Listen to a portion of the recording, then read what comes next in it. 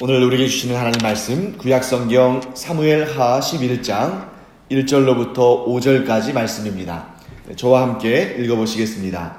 그 해가 돌아와 왕들이 출전할 때가 되면 다윗이 요압과 그에게 있는 그의 부하들과 온 이스라엘 군대를 보내니 그들이 암몬 자손을 멸하고 랍바를 에워쌌고 다윗은 예루살렘에 그대로 있더라.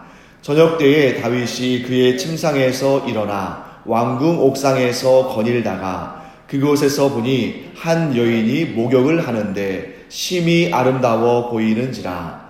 다윗이 사람을 보내 그 여인을 알아보게 하였더니 그가 아뢰되 그는 엘리암의 딸이요 햇사람 우리아의 아내 밧세바가 아니니까 하니 다윗이 전령을 보내어 그 여자를 자기에게로 데려오게 하고 그 여자가 그 부정함을 깨끗하게 하였으므로 더불어 동침하매 그 여자가 자기 집으로 돌아가니라.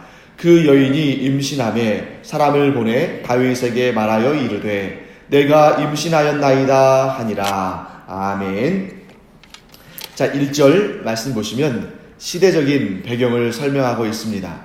자, 때가 언제냐면 그 해가 돌아와 왕들이 출전할 때라고 소개되고 있습니다. 그래서 이제 보통 이 부분에 그 해가 됐다 하는 것은 이제 영어로 따진다면 정관사를 쓴 거죠. 그 해가 됐다. 근데 보통 딱 정해진 한 해에 전쟁이 일어나는 것이 아니라 이 고대 근동 아시아 이 지역에서는 거의 해마다 전쟁이 일어납니다. 그래서 언제 전쟁이 일어나냐면 이렇게 기억하시면 좋겠어요. 단순하게 우기와 추수 사이, 우기와 추수 사이에 전쟁이 일어나는데 왜 그러냐면, 여러분, 우기는 이제 이 밭에 심은 농작물들이 자라도록 이제 비가 내리는 거죠. 그런데 이 이스라엘 또 이 고대 근동 아시아 이 지역은 우기와 건기가 뚜렷이 구분이 됩니다. 그래서 우기에 비가 내린 다음에 그 다음엔 계속 이제 건기가 이어지는 거죠. 그래서 이 우기가 이제 끝나면 사실 비가 많이 오고 있는 상황 가운데 이 군사들이 이 평지에서, 들판에서, 야외에서 야영하는 것이 쉬운 일이 아니죠. 오늘날은 뭐 과학기술이 발전했다고 하지만, 그래서 뭐 비에 젖지 않는 그런 어떤 뭐 폴리우레탄이랄지 고무랄지 이러한 텐트나 천막 같은 것들을 칠 수 있지만, 이 당시에는 그런 기술이 없으니까 사실 비가 올 때, 우기에 비가 계속 우리나라의 그 장마처럼 비가 계속 오는 그 시기에 전쟁을 하는 것은 이 나라나 저 나라나 다 힘든 일입니다. 그렇기 때문에 이것은 이제 서로 일부러 누가 조약을 맺거나 약속을 한 게 아니라 다 보편적으로 이 우기에는 전쟁을 피하는 거죠. 자, 그 다음에 전쟁을 하는 것도 사실 먹고 살기 위해서 하는 거잖아요. 그런데 추수하는 시기에 전쟁이 일어나면 이제 이 뭐 군량미를 얻기도 힘들 뿐만 아니라 백성 전체가 경제 활동을 하는데 먹고 사는 일에 있어서 어려움을 겪게 되겠죠. 그러니까 추수할 때는 지금 이 군사들이 오늘날처럼 군인들을 따로 이렇게 떼어놓고 또 농사하는 사람들 따로 있고 사업하는 사람들 따로 있고 이런 것이 아니고 군대에 나와서 이 전쟁터에 출전하는 이런 군사들은 전부 또 각 가정에서는 또 밭에서 추수하고 또 양을 치고 하는 그런 경제적인 부분에 있어서는 일꾼들이잖아요. 그렇기 때문에 추수할 때 전국적으로 이제 이 밭에서 추수를 하고 양의 털을 깎고 이럴 때에는 전쟁할 수 없는 거죠. 그러니까 전쟁하기에 가장 좋은 시기는 언제냐면 비가 일단 왔고 그래서 추수하기 전까지 이제 햇빛이 쨍쨍 내리쬐면서 그래서 이제 사실 이 일손이 그렇게 많이 필요하지 않은 때, 그러니까 비가 이미 왔기 때문에 그냥 햇볕만 잘 내리쬐어도 이제 밭에 있는 작물들은 잘 자랍니다. 그러니까 본격적으로 일손이 필요한 추수의 이전에 이 우기와 추수 사이에 이때가 전쟁하기에 좋은 때고, 그래서 그때 대부분의 전쟁이 이루어졌습니다. 자, 그런데 거기에서 그 해라고 한 이유는 거의 해마다 뭐 안 할 때도 있겠습니다만 반복적으로 전쟁하는 때지만, 그런데 그 많은 해들 가운데 그 해다라고 지적하고 있는 것을 보게 됩니다. 그 해가 어떤 때일까요? 다윗이 밧세바를 탐했던 그 해인 거죠. 그래서 이 성경의 기록자는 이 사건이 얼마나 중요한가를, 즉 다윗에게 있어서 또한 이스라엘에게 있어서 이 사건이 얼마나 중요한 사건이었는지를 이렇게 일부러 지시하면서 가리키고 있다는 것을 보게 됩니다. 자, 이때 전쟁을 나가는데 대부분의 경우에는 왕이 그 전쟁을 진두지휘하겠죠. 하지만 그렇다고 해서 항상 왕이 전쟁터에 나가는 것은 아닙니다.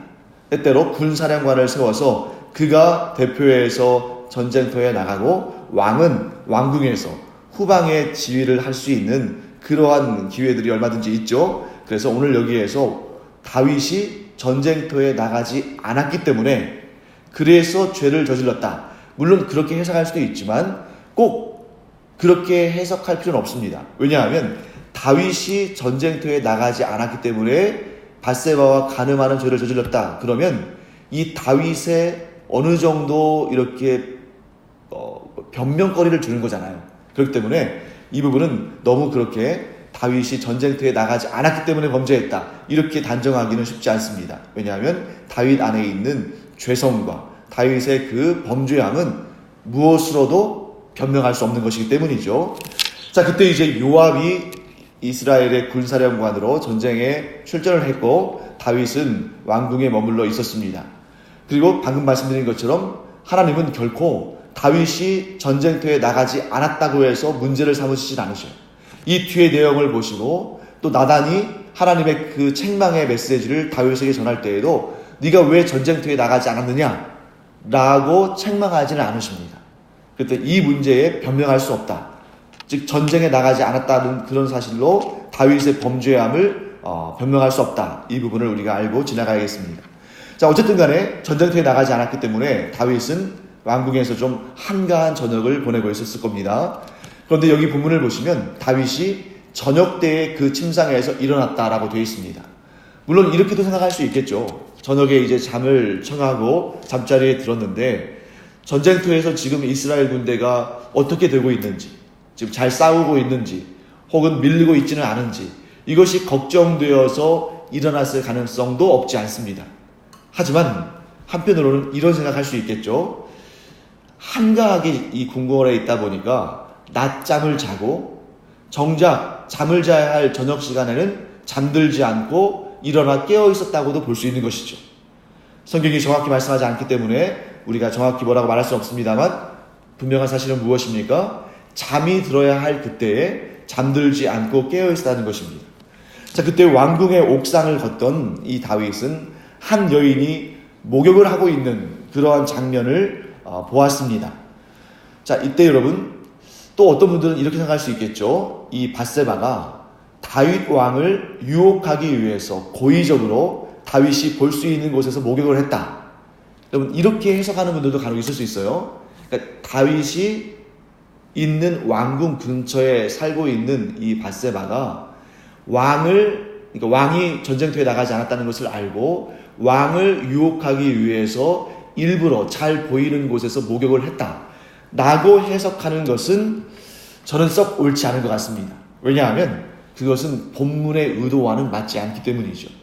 자, 본문 오늘 이 사무엘 하의 내용을 보시면 성경은 한결같이 이 범죄의 원인이 밧세바에게 있는 것이 아니라 다윗에게 있다는 것을 계속적으로 여러 차례 이런저런 또 내용들을 통해서 강조하고 있습니다.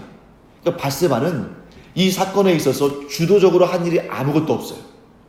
다윗이 보았고 다윗이 사람을 보내서 이 여인에 대해서 알아보고 다윗이 또한 밧세바를 불렀고 다윗이 자신이 원해서 동침을 했고 또 다윗이 그 죄악 가운데 임신하게 되는 그러한 원인이 되었던 것입니다. 자, 목욕을 하고 있는 밧세바를 다윗이 본 것, 이것을 죄라고 할 수 있을까요? 없을까요? 여기까지는 죄라고 할 수 없습니다. 다윗이 지나가다가 목욕을 하고 있는 밧세바를 보고 본 것을 죄라고 말할 수는 없겠죠.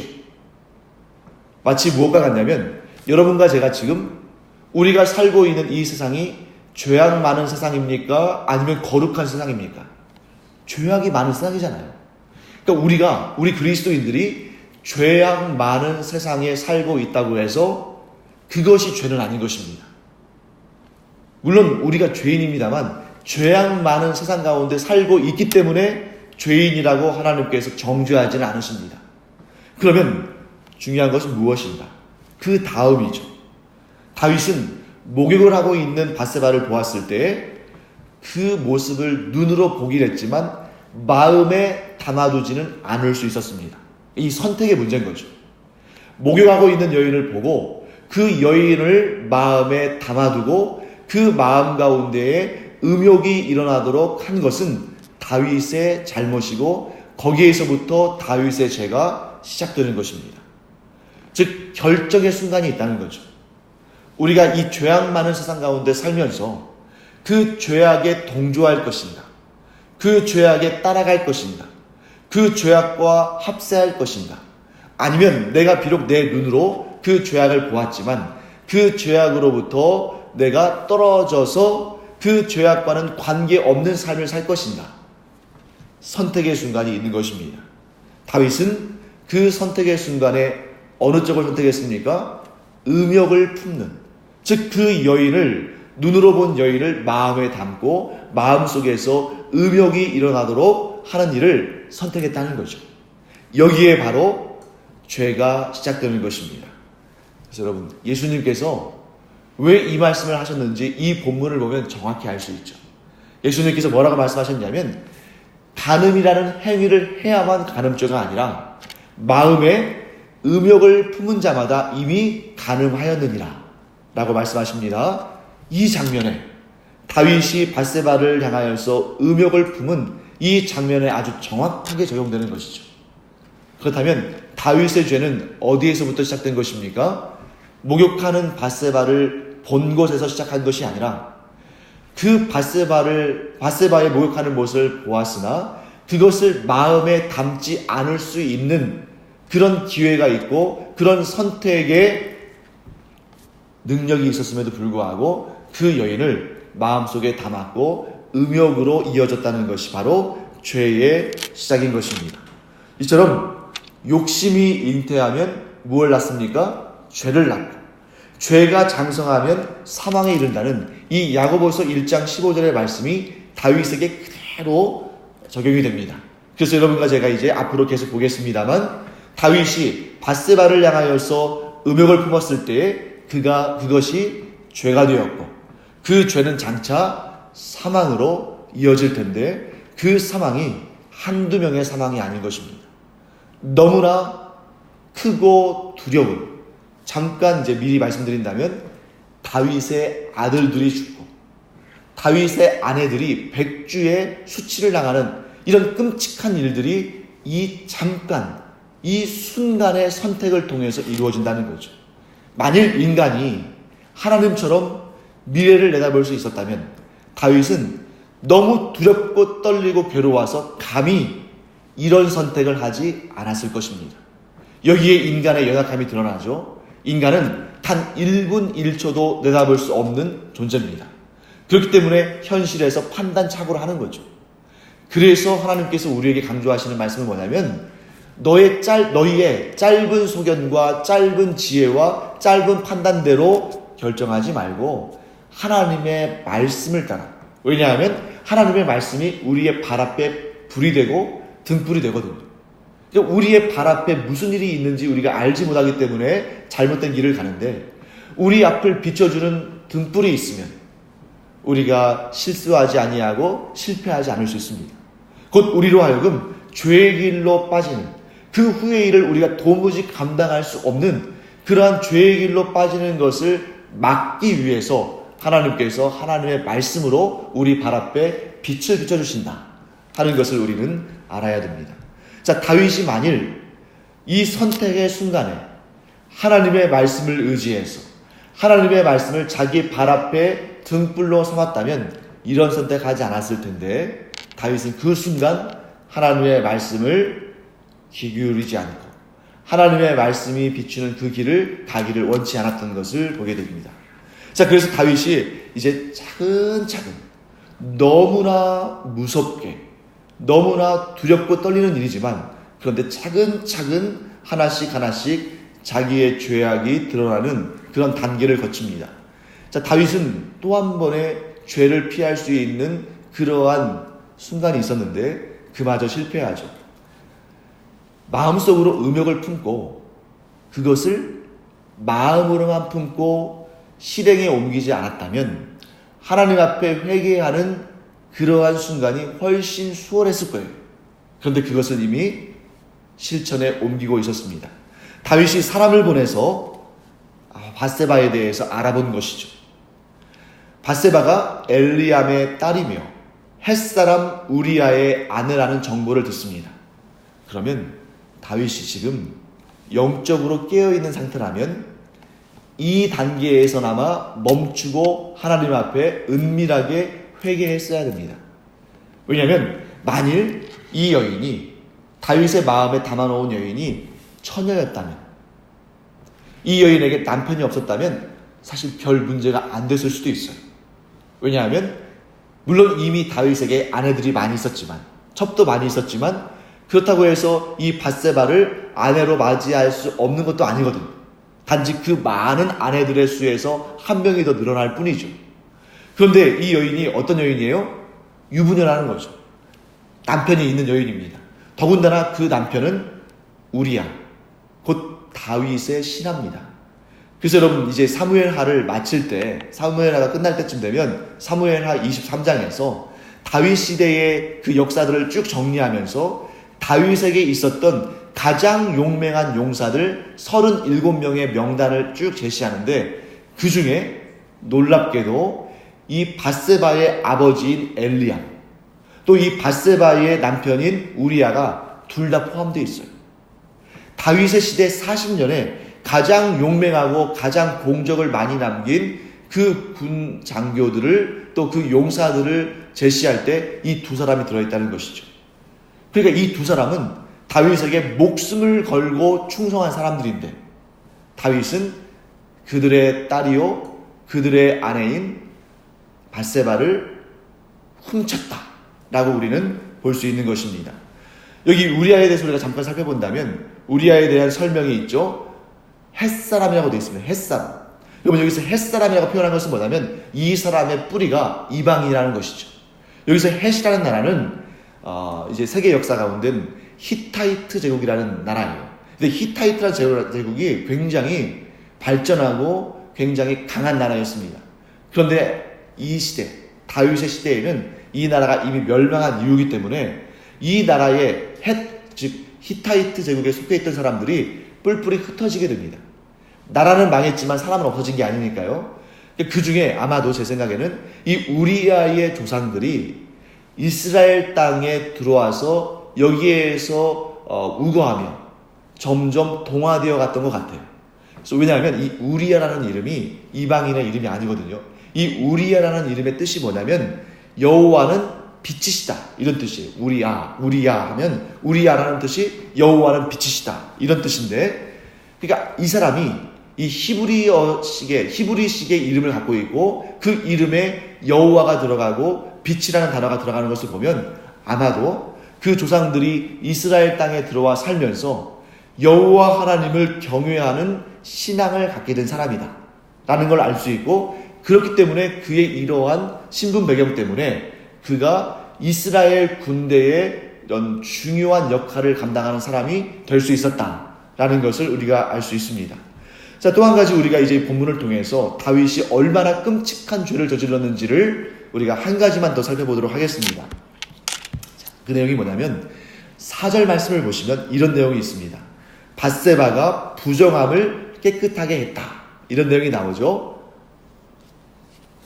밧세바에게 무슨 부정이 있었을까? 밧세바가 무슨 죄를 저질렀을까? 무슨 죄가 있었기 때문에 무슨 죄가 있었길래 그 죄를 부정함을 깨끗하게 했을까?